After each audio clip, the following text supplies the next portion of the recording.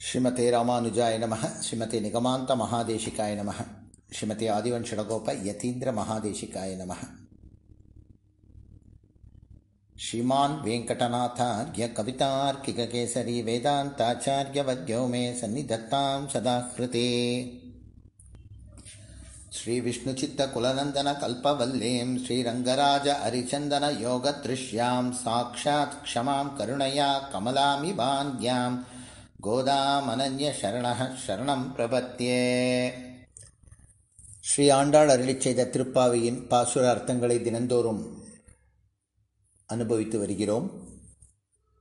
ஸ்ரீ ஆண்டாள் முதல் 5 பாசுரங்களிலே எல்லோரும் நோன்பு நோற்க புறப்பட வேண்டும், நோன்பை எப்படி நோற்க வேண்டும், நோன்பு நோற்றால் மழை பெய்து சுபிக்ஷம் வருவது உண்மை நிச்சயம், அதற்காக நோன்பு நோற்கும் காலத்திலே எப்படியெல்லாம் பிரார்த்தனை செய்ய வேண்டும் என்றும், இந்த நோன்பு நோற்கும் காலத்திலே பகவானையே நாம் நினைத்து கொண்டிருப்பதால் நம்முடைய பாவம் அனைத்தும் போகும் என்றும் சொல்லி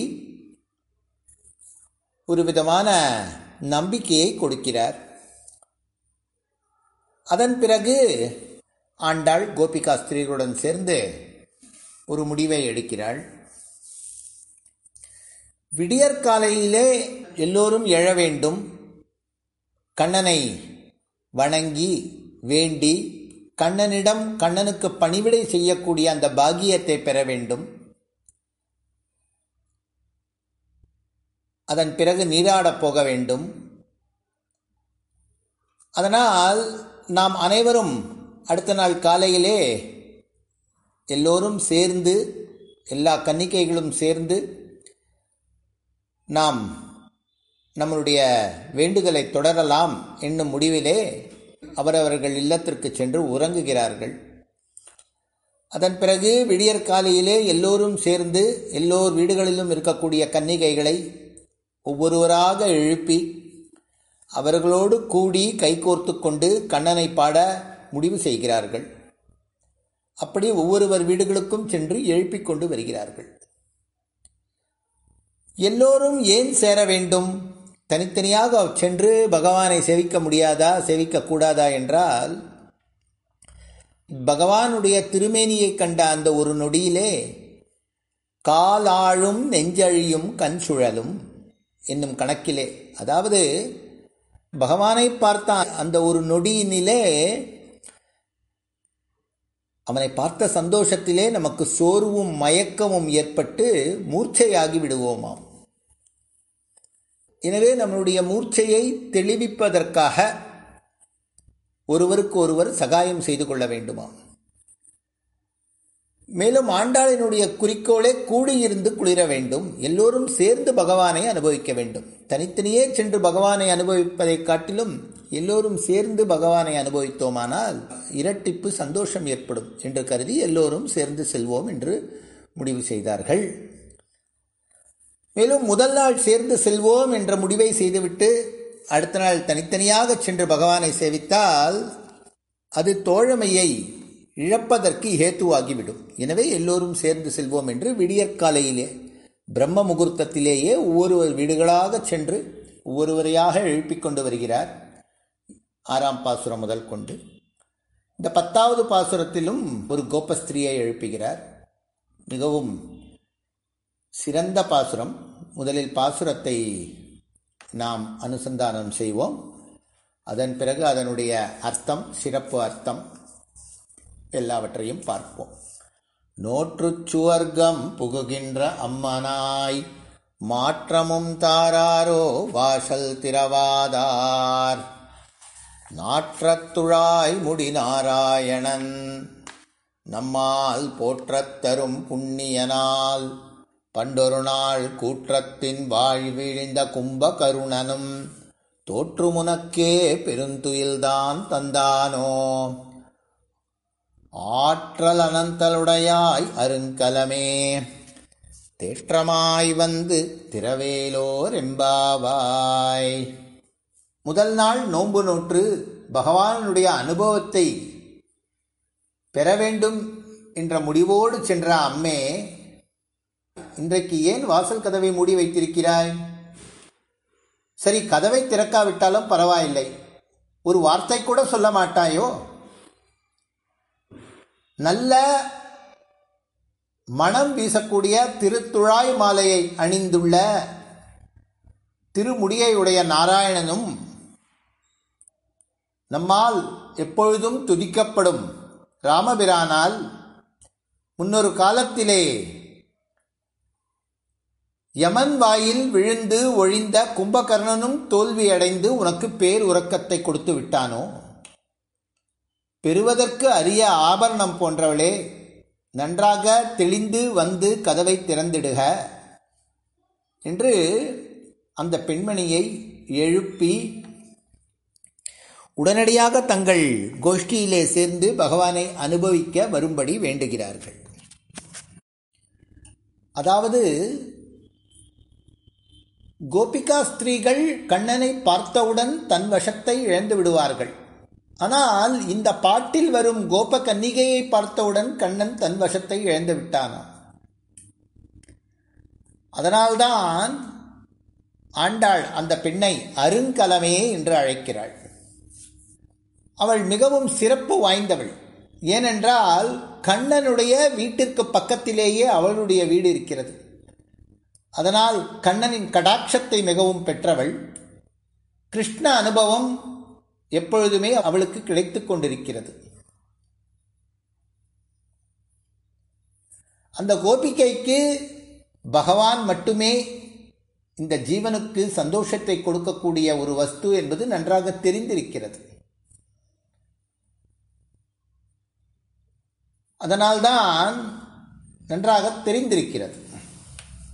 நோற்று சுவர்க்கம் புகுகின்ற அம்மனே, ஏ பெண்ணே, எங்களோடு சேர்ந்து விரதத்தை கைக்கொள்ள வேண்டும் என்கின்ற முடிவை நீ ஏற்கனவே எடுத்தாய். ஆனால் இப்பொழுது நாங்கள் உன்னுடைய முகத்தை பார்க்கும் பொழுது நீ எல்லா விரதத்தையும் முடித்து பகவானை பெற்ற ஒரு சந்தோஷம் உன்னுடைய முகத்திலே தெரிகிறதே. சுவர்க்கத்தை பெற்றது பகவானை பெற்றதுக்கு ஈடாகுமா பெண்ணே? Is it proper to consider Suvargam to be the divine experience of Lord? இப்பொழுது சற்றே ராமாயண கதையை பார்க்க வேண்டும். ராமாயணத்தின் நிகழ்ச்சியை பார்க்க வேண்டும். சீதாதேவி ராமனுடனும் இளைய பெருமாளுடனும் காட்டிற்கு செல்வதற்கு சற்று முன்னர் ராமனிடம் சுவர்க்கம் என்ன, நரகம் என்ன என்று கேட்டாளாம். வசிஷ்டரின் சீரிய சீடரான ராமர் கூறுகிறாராம், இந்திர லோகமே சுவர்க்கம் என்றும் யமலோகமே நரகம் என்றும் கூறுகிறாராம். அதை கண்டு சீதாதேவி சிரித்துவிட்டு, தேவரீருக்கு தெரியவில்லை என்றால் என்னிடம் கேட்க வேண்டும், நான் அதை தெளிவாக புரிய வைத்திருப்பேனே என்று கூறி, ஒவ்வொருவருக்கும் சுவர்க்கம் நரகம் என்பது என்ன என்று மாறிக்கொண்டே இருக்கும்.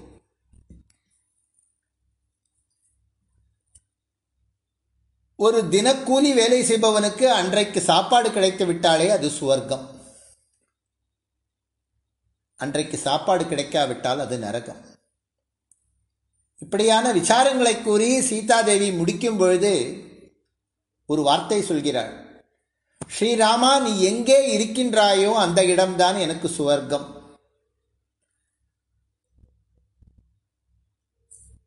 நீ இல்லாமல் இருக்கக்கூடிய அயோத்தியா நகரமும் சரி, என்னுடைய தகப்பனாரின் ஊரான மிதிலா நகரமும் சரி, எனக்கு நரகம்தான்.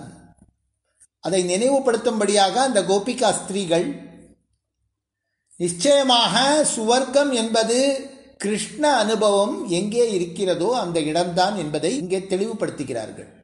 எனவே அந்த ஆழ்ந்த உறக்கத்தில் இருக்கும்படியான கோபிகை ஸ்திரீ கிருஷ்ண அனுபவத்திலே இருக்கிறாள். அதனால்தான் நோற்று சுவர்க்கம் புகுகின்ற என்று கூறப்பட்டது. அம்மனே, எங்களுடைய தலைவியே, எங்களை விட்டுவிட்டு நீ மட்டும் தனிமையாக எப்படி கிருஷ்ண அனுபவத்திலே ஈடுபட முடியும்? ஈடுபட்டு கொண்டிருக்கிறாய். இப்படி கூறிக்கொண்டிருக்கும் பொழுதே உறங்கிக் கொண்டிருக்கக்கூடிய கிருஷ்ண அனுபவத்திலே மூழ்கி கொண்டிருக்கக்கூடிய அந்த கோபிகா ஸ்திரீக்கு ஆண்டாளும் மற்றவர்களும் வெளியிலிருந்து கூப்பிடுவது பாடுவது மிகவும் இனிமையாக கேட்டுக்கொண்டிருந்ததாம். அதை அப்படியே அனுபவித்து கொண்டு ஒன்றுமே வாய் பேசாமல் இன்னும் அனுபவத்திலே திளைத்து கொண்டிருந்தாளாம். அதனால் ஆண்டாள் இன்னும் கூறுகிறார், மாற்றமும் தாராரோ வாசல் திறவாதார். ஒரு வார்த்தை கூடவா உன்னால் கூற முடியாது? கதவை தான் நீ திறக்கவில்லை. சீதா பிராட்டியை பார்த்துவிட்டு அனுமான் திரும்பி வரும்பொழுது இராமன் அனுமன் என்ன கூறுவாரோ என்று அவர் முகத்தையே பார்த்து கொண்டிருந்தாளாம். அதுபோல ஆண்டாளும் மற்றவர்களும் இந்த கோபிகை ஸ்திரீ என்ன கூறப்போகிறாளோ என்று வெகு ஆவலுடன் காத்து கொண்டிருந்தாளாம். நீ எங்களை வா என்று வரவேற்க வேண்டாம், ஒரு வழியாக போ என்று சொல்லாமல் இருந்தால் போதும் என்கிறாளாம். நாற்றத்துழாய்முடி, ஏ கோபிகா பெண்ணே, நீ எங்களிடம் எதையும் மறைக்க முடியாது.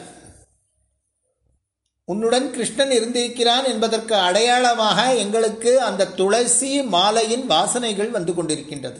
அதை நீ எப்படி மறைக்க முடியும் என்று அவள் கிருஷ்ண அனுபவத்தில் இருப்பதையும் கிருஷ்ணன் அவளுடன் இருந்ததையும் கண்டுபிடித்து சொல்லிவிடுகிறாள். அதற்கு அந்த கோபிகை ஸ்திரீ கூறுகிறாளாம், உங்களுக்கு துளசி மாலையின் மனம், துளசியின் மனம் பல நாட்கள் இருக்கும் என்று தெரியாதா? நீங்கள் வாசலில் தானே நின்று கொண்டிருக்கிறீர்கள், உங்களை தாண்டி எப்படி கிருஷ்ணன் உள்ளே வந்திருக்க முடியும்? அதற்கு வெளியிலே இருப்பவர்கள் கூறுகிறார்களாம், அவன் நாராயணன், அவன் எந்த இடத்திலும் எப்படியாவது எந்த உருவத்திலாவது எந்த அருவத்திலாவது வருவதற்கு உண்டான சாமர்த்தியத்தை கொண்டிருக்கிறான். எல்லா இடத்திலும் அவன் வியாபித்திருப்பவன். அவன் இந்த வாசல் வழியாகத்தான் உள்ளே வர வேண்டும் என்பது இல்லை என்பது எங்களுக்கும் தெரியும். வராதே என்று சொல்பவர்களின் இடத்திற்கு கூட வருபவன் அவன். உன்னைப் போல் வா வா என்று அழைப்பவர்களிடம் வராமல் இருப்பானா? நிச்சயமாக அவன் இங்கே வந்து சென்றிருக்கிறான் என்று கூறுகிறார்கள். உடனே அந்த கோபிகை ஸ்திரீ இதற்கு மேல் எதுவும் பேசுவதற்கு இல்லை, இவர்களுடன் சர்ச்சை செய்வதற்கு மனம் இல்லை என்று கூறி அப்படியே பேசாமல் இருந்து உறக்கத்திற்கு சென்று விட்டாளாம்.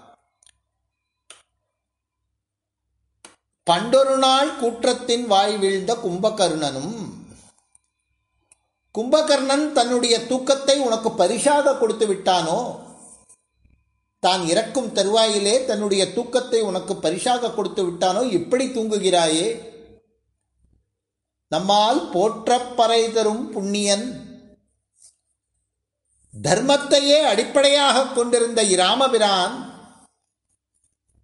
அவனே நம்மளுடைய குறிக்கோள் என்று நாம் இருக்கின்றோமே, அந்த ராமபிரான் நாற்றத்துழாய்முடி நாராயணன், அவன் ஸ்ரீ வைகுண்டத்திற்கு அதிபதி. நாராயணன் நம்மால் போற்றப்பறை தரும் புண்ணியன், அவன் இங்கே இருக்கக்கூடிய அந்த லீலா விபூதிகளுக்கும் அதிபதியாக இருக்கிறான். பெருந்துயல், கும்பகர்ணன் தூங்கியது சாதாரண துயில். பகவானை பார்க்க வரமாட்டேன் என்று நீ தூங்கிக் கொண்டிருக்கிறாயே, அது பெருந்துயில். அவனாவது 6 மாதங்களுக்கு ஒரு முறை எழுந்திருக்கக்கூடியவன். ஆனால் நீ எழுந்திருப்பதற்கு ஒரு குறிப்பிட்ட காலகெடுவே இல்லையோ? அந்த ராட்சசர்கள் பகவானையும் சீதாதேவியும் மட்டுமே பிரித்தார்கள். ஆனால் நீயோ எங்கள் அனைவரையும் பகவானிடமிருந்து பிரித்து கொண்டிருக்கிறாய். நீ வந்தால்தானே நாங்கள் செல்ல முடியும்.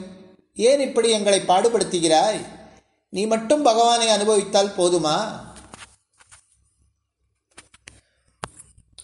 இப்படிப்பட்ட பேச்சு மொழிகளையெல்லாம் கேட்ட பிறகு உள்ளே கிருஷ்ண அனுபவத்தில் இருக்கக்கூடிய அந்த கோபிகை ஸ்திரீ உடனே கிருஷ்ணா கிருஷ்ணா என்று கூறுகிறாளாம். ஆற்றல் அனந்தலுடையாய், ஆஹா எவ்வளவு அழகாக எழுந்திருக்கிறாள் இவள், இவள் திருமுகம் எவ்வளவு அழகாக இருக்கிறது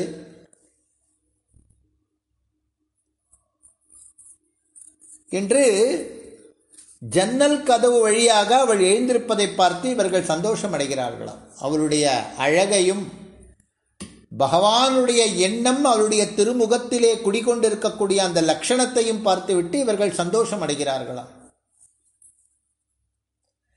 உடனே அருங்கலமே, பெறுவதற்கு அரிய பொக்கிஷமான ஆபரணமே, பகவானால் கொண்டாடப்படுபவளே என்று கூறுகிறார்களாம். உடனே அவள் ஓடோடி வந்து அந்த குழுவோடு சேர பார்க்கிறாள். உடனே இவர்கள் அவளை, முதலில் உன்னுடைய ஆடை ஆபரணங்களை எல்லாம் சரியாக செய்து கொண்டு வா, கோவிலுக்கு செல்லப் போகிறோம், அதன் பிறகு நீ கதவை திறப்பாயாக. இந்த இடத்திலே ஒரு அழகான நிகழ்ச்சி, கிஷ்கிந்தா காண்டத்தின் நிகழ்ச்சி ஞாபகத்துக்கு வருகிறது. சொன்ன வாக்கை காப்பாற்றாமல் சுக்ரீவ மகாராஜா இருக்க, உடனே ராமபிரான் லக்ஷ்மணனை அவருக்கு இதை ஞாபகப்படுத்தி 4 புறங்களிலும் வானர சைன்யங்களை அனுப்பி சீதாதேவியை பிராட்டியை தேடிக் கொடுக்கப் போகிறேன் என்று என்னிடத்திலே வாக்கு கொடுத்த சுக்ரீவனுக்கு அதை மறந்ததை நினைவுபடுத்து என்று கூற, ராமனின் வார்த்தையை வேதமாக செயல்படுத்தக்கூடிய இளைய பெருமாள் உடனடியாக சுக்ரீவனின் அரண்மனைக்கு சென்று டங்காரம் செய்கிறாராம். அதை கண்டு நடுநடுங்கி போன சுக்ரீவன் லக்ஷ்மணனை கண்டு பேசுவதற்காக தாரையை அனுப்புகிறாராம், வாலியின் மனைவியான தாரையை. அப்பொழுது தாரை அவசர அவசரமாக தன்னுடைய ஆடை ஆபரணங்களை எல்லாம் சரி செய்து கொள்ளாமல் உடனடியாக ஓடி வருகிறாளாம். ஏ பெண்ணே, நீ அப்படி வராமல் உன்னுடைய ஆடை ஆபரணங்களை சரி செய்து கொண்டு வா என்னும் அர்த்தம் வருகிறது. இங்கே புண்ணியன் என்னும் வார்த்தை ராமபிரானை குறிக்கிறது. ராமோ விக்கிரகவாத் தர்மஹ என்னும் பிரமாணத்தை அடிவொற்றி ராமபிரானை குறிக்கிறது. எனவே கிருஷ்ண அனுபவமே நமக்கெல்லாம் சொர்க்கம், மற்றபடி வேறு சொர்க்க போகங்கள் நமக்கு வேண்டாம் என்பது இங்கே உணர்த்தப்படுகிறது. தனியாக பகவானை அனுபவிக்கக்கூடாது, எல்லோரும் சேர்ந்துதான் செல்ல வேண்டும் என்ற முடிவு ஏற்படுத்தப்பட்ட பிறகு தனியாக சென்று தனியாக இருந்து பகவானை அனுபவிக்கக்கூடாது, அது தகாது என்னும் வார்த்தையும் வருகிறது. பகவான் ஒரு பக்தனுடன் சேர வேண்டும், பகவான் ஒரு பக்தனை ரட்சிக்க வேண்டும் என்று முடிவு செய்துவிட்டால் அவன் எந்த நேரத்திலும் எப்படியும் வந்து சேர்ந்து ரட்சிப்பான். தான் அந்த பக்தனை ரட்சிப்பதை பிறர்களுக்கும் தெரியப்படுத்துவான் என்பதும் தெரிகின்றது. பகவானை அடைவதற்கு ரஜோகுணமோ தாமச குணமோ இருந்தால் நிச்சயமாக அடைய முடியாது, சத்துவகுணம்தான் வேண்டும் என்பதும் தெரிகிறது. ஆற்றல் அனந்தலுடையா என்னும் வார்த்தையின் மூலமாக கிருஷ்ணனை பார்ப்பதற்கு கிளம்பிய உடனேயே கும்பகர்ணனுடன் ஒப்பிட்ட அந்த பெண்மணி இப்பொழுது ஆற்றல் அனந்தலுடையாய் ஆகிவிட்டாள். அதாவது பகவானை காண வேண்டும் என்ற முடிவு அதாவது பகவானை பார்க்க வேண்டும் என்ற முடிவுடன் செல்பவர்கள் உத்தமமானவர்கள் என்கின்ற அர்த்தத்தையும் ஆண்டாள் கொடுக்கிறாள். இப்படியாக கூடியிருந்து பகவானை அனுபவிக்க வேண்டும், பகவானை அனுபவிக்கும் ஒரு விஷயமே சுவர்க்கத்திற்கு ஈடானது என்பதை இந்த பாசுரத்தின் மூலமாக ஆண்டாள் தெளிவுபடுத்தியிருக்கிறார். இந்த பாசுரத்திற்கு உண்டான உள்ளர்த்தம் சுவாபதேசம் என்று சொல்வார்களே, உள்ளர்த்தம் மிகவும் சிறப்பாக இருக்கிறது. பேயாழ்வாரை உணர்த்தும் பாசுரம் இது. ஓடித்திரியும் யோகிகளாய் ஒருவரோடு ஒருவர் சேராமல் சஞ்சரித்துக் கொண்டிருந்த பொய்கை ஆழ்வார், பூதத்தாழ்வார், பேயாழ்வார், இந்த மூவரையும் ஒன்று சேர்த்து அனுபவிக்க கருதிய எம்பெருமான் ஒரு பெருமழையை வியாஜமாக்கி கொண்டு திருக்கோவல் இடைக்கழியில் நெருக்கி அனுபவித்தான் என்பது வரலாற்றின் சுருக்கம். இந்த பேயாழ்வாரை பற்றி திருவரங்க தமுதனார் நூற்றந்தாதியில், ராமானுஜன் நூற்றந்தாதியில் அருளி செய்யும் பொழுது, மன்னிய பேரருள் மாண்டபின் கோவலுள் மாமலராள் தன்னொடு மாயனை கண்டமை காட்டும் தமிழ் தலைவன் என்கிறார். பொய்கை ஆழ்வாரும் பூதத்தாழ்வாரும் இரண்டு விளக்குகளை ஏற்றி இருளை அகற்ற, இந்த ஆழ்வாரோ திருக்கண்டேன் பொன்னேனி கண்டேன் என்று தொடங்கி பலானுபவம் செய்தருளினார் என்பர் ஆன்றோர். அந்த அர்த்தம்தான் முதலடியில் நமக்கு தெரிகிறது. நோற்று என்பது மற்ற இரண்டு ஆழ்வார்களும் விளக்கேற்றும்படியான அந்த செய்கையை கூறுகிறது. சுவர்க்கம் என்பது ஆனந்த அனுபவம்.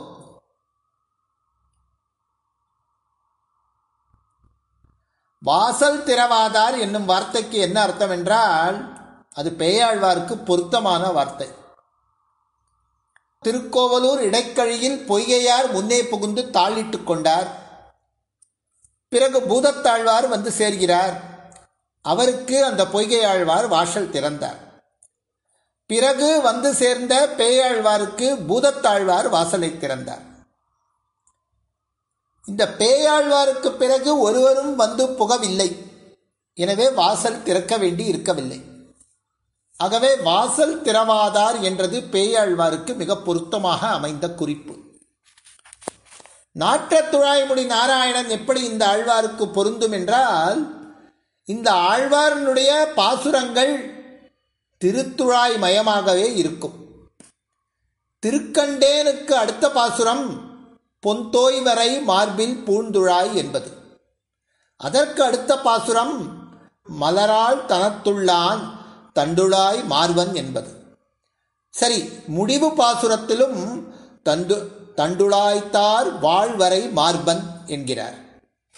இடையிலும் இப்படி பல பாசுரங்கள் திருத்துழாயை முன்னிட்டு வருகிறது. நாமம் பல சொல்லி என்பதில் நாராயணனையும் திருத்துழாயையும் கண்ணனையும் சேர்த்து பாடினார் பேயார்.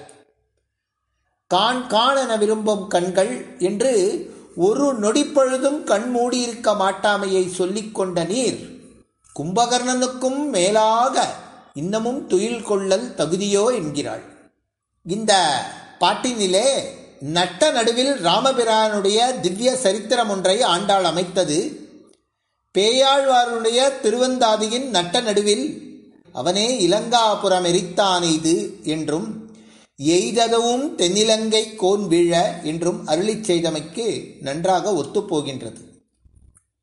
அருங்கலமே, எம்பெருமானது திருவருளை மிக அருமையாக பெற்ற சத்பாத்திரமே என்றபடி பாசுரம் தொடங்கும் போதே திருக்கண்டேன் பொன்மேனி கண்டேன் என்று ஆனந்தமாக தொடங்கப்பெற்ற பகவத் பரமகிருபா பாத்திர பூதர் மற்றொரு ஆழ்வார் இல்லையே. தேற்றமாய் வந்து என்னும் வார்த்தையின் மூலமாக உன்னுடைய திருநாமமோ பேயார், பேய்த்தனமாக வாராமல் தேறி வந்து திறவும் என்கிறாள். இப்படியாக இந்த பாசுரம் பேயாழ்வாரின் சம்பந்தமான பாசுரம் என்பது நமக்கு இரட்டிப்பு மகிழ்ச்சியை கொடுக்கிறது.